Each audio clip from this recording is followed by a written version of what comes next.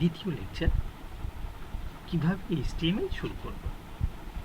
তার আগে বলে রাখি, এই এইচটিএমএল কথার অর্থ হলো হাইপার টেক্সট মার্কআপ ল্যাঙ্গুয়েজ। কীভাবে আমরা এইচটিএমএল শুরু করব, চলে যাচ্ছি।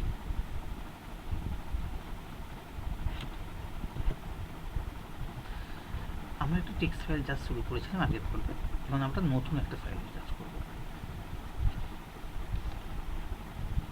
একটা নতুন ফাইল দিলাম, শুধুমাত্র নোটপ্যাড দিয়েই আমরা এইচটিএমএল শিখব, অন্য কোনো এডিটর দিয়ে শিখবো না। নোটপ্যাড দিয়ে শিখলে আমরা কোডিংয়ের উপর আমাদের ভালো নলেজ আসবে এবং স্পেলিংয়ের দিকটাও আমাদের খুব ভালো নজর থাকবে।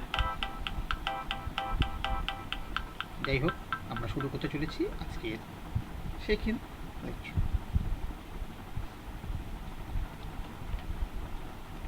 এইচটিএমএল শুরু করতে গেলে যেটা আমাদের সব থেকে প্রথম লাগে সেটা হচ্ছে এইচটিএমএল এর ট্যাগ। এইচটিএমএল স্টার্টিংয়ের প্রথম ট্যাগটাই হলো এইচটিএমএল।